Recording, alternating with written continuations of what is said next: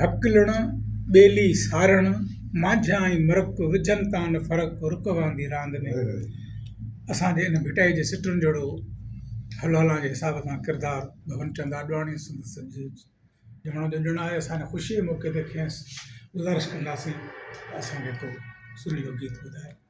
महिरबानी भवनचंद आडवाणी। तव्हां सभिनी दोस्तनि जी फरमाइश ते त पुराणा ॿुधाए थकिजी पिया आहियूं। हाणे असांजे कन कोशिशि कई आहे साईं साजिद सूमरे जी शाइरी आहे। वाह वाह।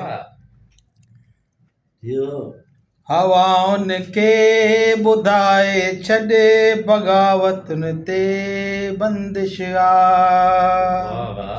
हवाउनि खे ॿुधाए छॾे बग़ावतुनि ते बंदिश आहे।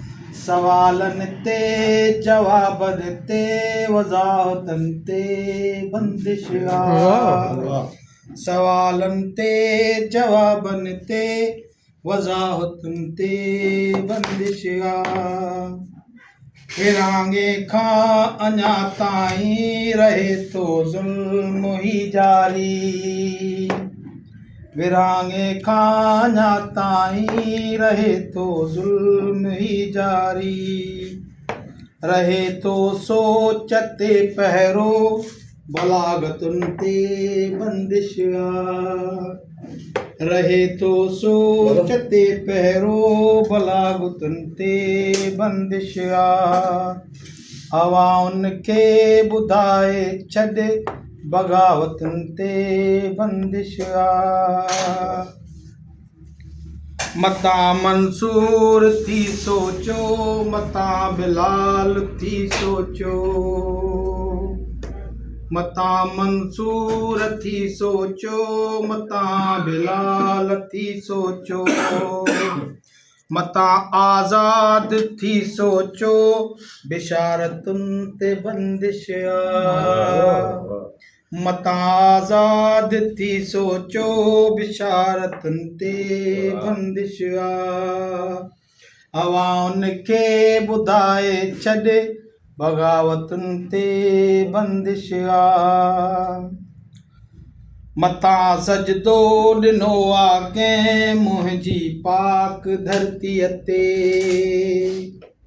मता सजदो ॾिनो आहे कंहिं मुंहिंजी पाक धरतीअ ते। मिटीअ जी बि मोहबत ते इबादतुनि ते बंदिश आहे।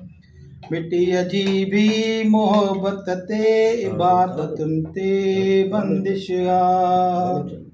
हवाउनि खे ॿुधाए छॾे बग़ावतुनि ते बंदिश आहे।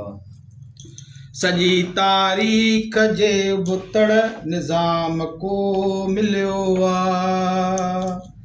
सॼी तारीख़ जे बुतड़ निज़ाम को मिलियो आहे। हिते दार वरसनि जी बि रिवायतुनि ते बंदिश आहे।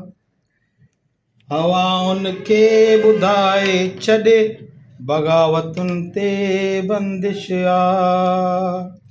खंबे गुम कनि भले फ़ौजी मता ज़बान खोले को। वकीलनि ते बंदिश आहे अदालतुनि ते बंदिश आहे। हवाउनि खे ॿुधाए छॾे बग़ावतुनि ते बंदिश आहे। वाह वाह। निजो सच। हाँ काम करनी बाबू कई।